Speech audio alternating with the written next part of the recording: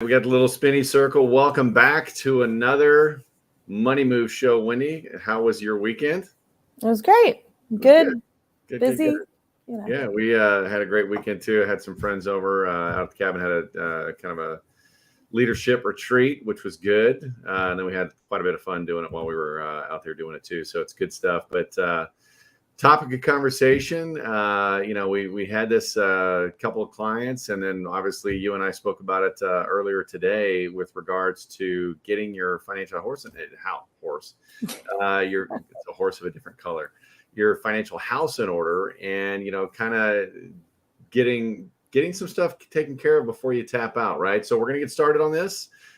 Do me a favor, folks. If you've ever thought about, hey, someday I might not be here and my family's going to depend on some information, we're going to kind of go through a quick list on what you can do to kind of help that transition for them make it much easier.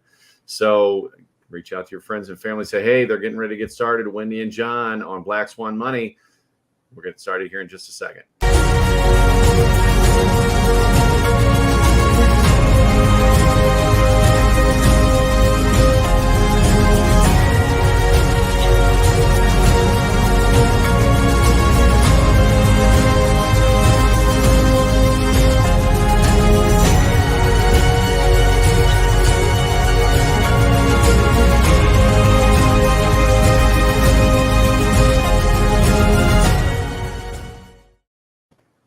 And we're back. We're live, Wendy. Here we are. Excited to be here. Hope you are too. So, absolutely. So we had talked about, I don't know. I mean, statistics show that 100% of us out there, literally every one of us are going to die someday.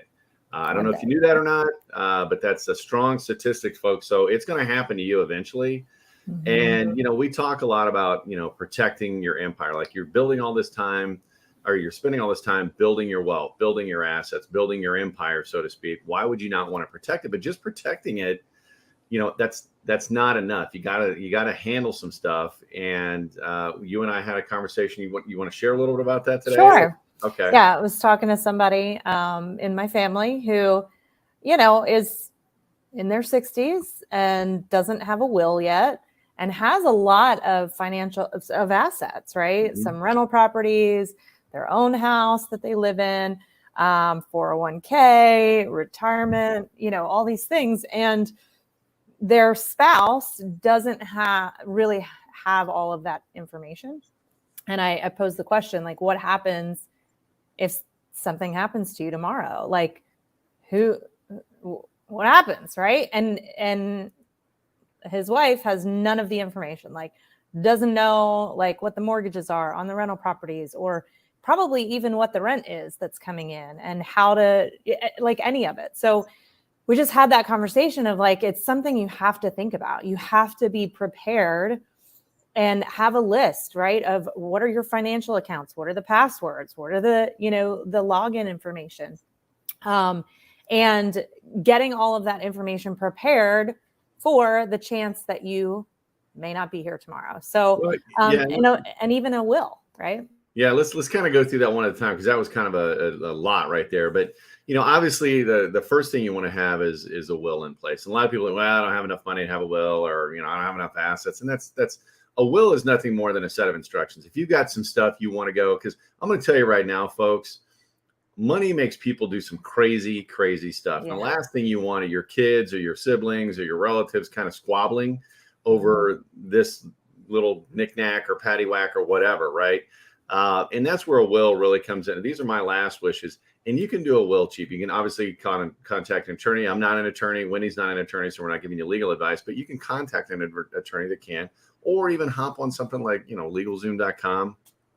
We've got relationships we can introduce you to, no matter where you're at in the country, that can prepare like a will, which is basically a set of instructions. Now, kind of leveling up from that, so number one, we've got a will to leave in place. Number two is, looking at setting up a trust. And, think of it like this. So a trust is like building a treasure box. Okay. So you've got all this treasure box, but if you don't put anything in the treasure box, you're not going to benefit from it. So then you want to start putting your assets in the trust. And what that does is shields you from probate taxes basically at some level or maybe completely, right? Again, talk to a local attorney, and then you set the will on top, and that's kind of the set of instructions that go with it, right? You open the box, there's the instructions, and there's all the goodies inside. That's how I like to describe a will and a trust.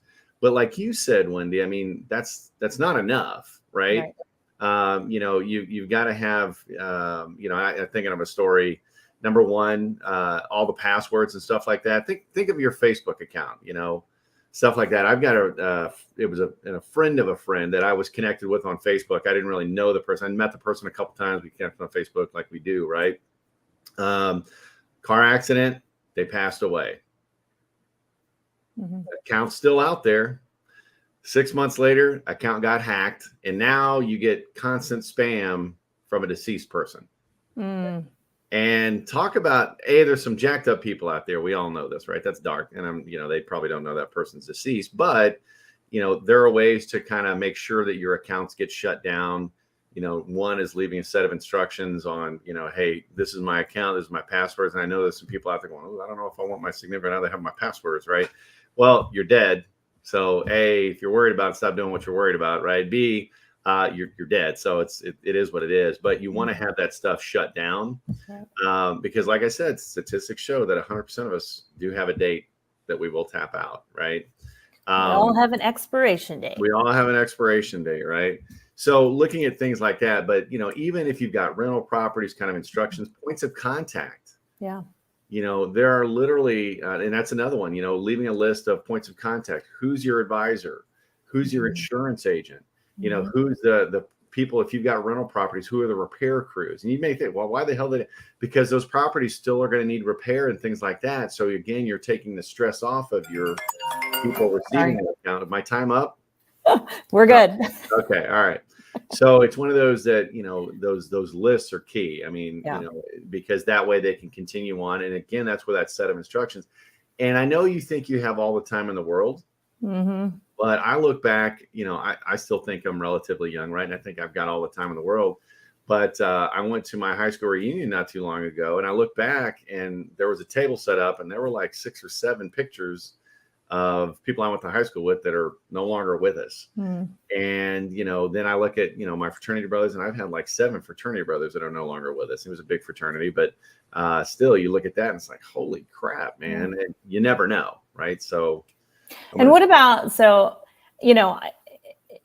I hear people say this too, and I've heard this excuse several times, not excuse, but if there's a husband and a wife, right?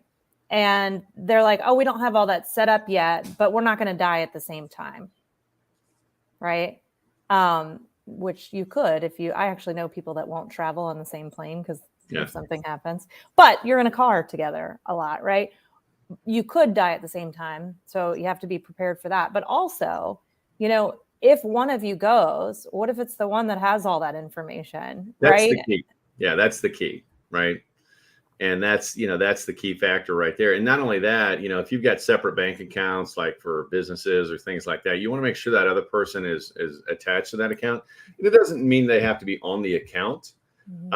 But you can actually have, you've got a beneficiary for your life insurance. You've got a beneficiary for, if you've got an annuity, I hope to God you've got your beneficiary for like 401k or an IRA and stuff set up. You can actually have a beneficiary for your bank account. A lot of people don't know that. And, how much money do you have in your bank account or whatever? Well, you want to make sure, and this is great, maybe not necessarily for couples, but if you've got a parent that's elderly and, that's something that they want to make sure that they've got you as a beneficiary on an account, or even have you as a signer on the account. That's what my mother did with me. She's by herself and she wanted to make sure if something happened, where she was incapacitated or whatever, I could still continue to pay her bills and she wouldn't lose everything or whatever. So, again, things like that, that's another important aspect of it. But going back to what you were saying, Wendy, you don't know. That's the whole point. You don't know what's going to happen. And to have that peace of mind of having your ducks in a row, so to speak. And I used to work with a group called Crown Financial Ministries. And they had this great book. I think it was Set Your Financial House in Order or something like that. And it was literally a step-by-step walkthrough on who are all my points of contact, who's my advisor, who's my insurance agent, what are my passwords on my accounts, Now I know passwords change. You can, update them as needed, but again, just that little leave behind, but you don't need to go buy a book. You can just put it on a piece of paper and put it in like a manila folder and write in case of death right on the top, or in case I tap out, peace, I'm out. Right. So it's not as doom and gloom, but right. And having, I think, more than one person with that information. I mean, I think if you have your spouse, you should also have one other person just in case something happens to you and your spouse at the same time. And, like having a hard copy. And I don't know if some people are uncomfortable with electronic copies, but like you said, some of those things change often. So to be able to update that, but it's something that, I would say, like, have an annual, a time that you schedule every single year that you make sure all of that's up to date. Yeah. And that's one of the things that, looking at, where do you keep yours? Like I've got my insurance policies, right? And all my important stuff. I've got a safe. It's a fireproof safe, and I've got it on one shelf in the safe. And, I've got, my family knows where that's at. And in there is an envelope that says, breaking case of death, right? In that way they can go in there and find all that stuff. But it's important to have some. Now I'm one of those people. And again, like you said, it's kind of electronic or whatever. I'm a little old school. I like to have it on paper and stuff like that. That way I can just quickly line it out or whatever. And it's not out there in the electronic world.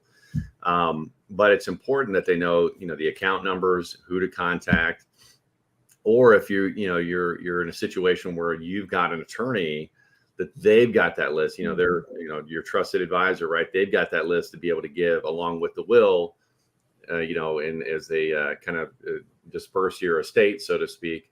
They've also got, okay, I'm going to give this envelope to you. This has all their information to shut down the Facebook account, to shut down, all your social media and stuff like that. That way you don't have, especially if you've built a business. I mean, how many, you got like 60,000 followers, Wendy, right? Yeah. Some unscrupulous person out there would love to be able to, spam the hell out of 60,000 people, right? It's like Wendy speaking from the beyond, buy this stuff from me.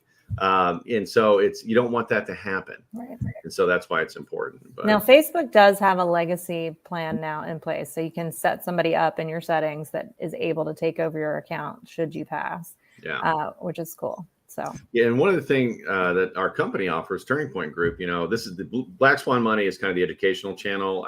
I've got an advisory firm, when he's working with us as well, the Turning Point Group. We actually have a partnership with a company that does small final expense policy, that way you've got there, but they also have a whole group of resources. We call it our concierge account. They offer storage for your digital information, pictures and stuff like that. So if you've got special family pictures, you can put them in there and they can get dispersed to whoever. They've got all your information for your passwords, and all your will. You get a free will with it as well. And you can actually select somebody to have access to it, that upon notification of the death, right, they will get an email saying, hey, and they'll get more than one, but they'll get an email saying, hey, these are kind of next steps. They can then go in and handle all that for you. And there's a full set of instructions. So it is all digital and it's actually automated and it's pretty cheap too. So there are services out there. We're not the only one that does it, but there are services out there like that. If you're interested in that, I don't know, type in, Financial House down below and we'll get you some information on that. But, it's critical that you have a plan in place because, like I said, 100% of the people are going to tap out at one point. So love it. Great information on that. I mean, I think that's it. It's not rocket science, right? But it's really important. Yeah. so just to kind of recap, number one, get your will in place. Number two, if you've got some assets, it doesn't have to be a lot of assets. Think about a trust, or at least talk to somebody about a trust, right? And this is number three, is something everybody should do is, list out kind of your social media points and your access points and instructions on what to do. Do you want to post an in memoriam or whatever on it, or you just want them to shut it down? Kind of let them know what to do and things like that. And then, if you got rental properties, what are the addresses? What are the list of people that do the work on it in case something happens before they sell it or whatever? They know who to call, for electrical or plumbing or whatever the case may be. And who are all your contact points of insurance and all that different stuff, and have it all centrally located with a, nice little envelope in case of death, please read. And then maybe leave a little love note in there too for whoever, for your family and stuff. Let them know what you thought of them. good or bad. So, all right. So I got to tell you, my grandmother left a journal. Okay. I love her. But when she died, she's like, she told us she wanted us to read it. And it wasn't all nice. Hey, some people are different. I've got some actually USB drives. I'm leaving little videos behind. So one of the things about my grandmother, she was very near and dear to me. She died early. She was a smoker, died at 62. And I forgot her voice. I forgot what her voice sounded like. And I know that sounds horrible, but just over time and things like that. And you start thinking it sounds a certain way. Well, somebody found an old VHS video they converted to DVD, and I heard it, and it was totally different than what was playing in my head, 20 years later, right?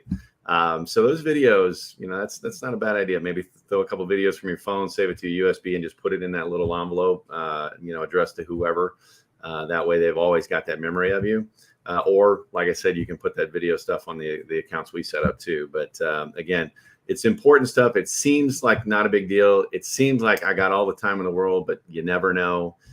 Go ahead and take action now. And you can do it for most of it. Doesn't cost you a dime. It's just peace of mind that it's going to give you. So everybody, I hope that helped. If it did, do us a favor. Click that little subscribe button down there. We're trying to get the word out on what we're doing. We're bringing some good content and some little tips and tricks that you can use on financial hacks of life. So Black Swan Money, watch it, learn, subscribe, and share. So thanks, everybody. We'll see you next week. Wendy, as always, it was great to see you. Having a great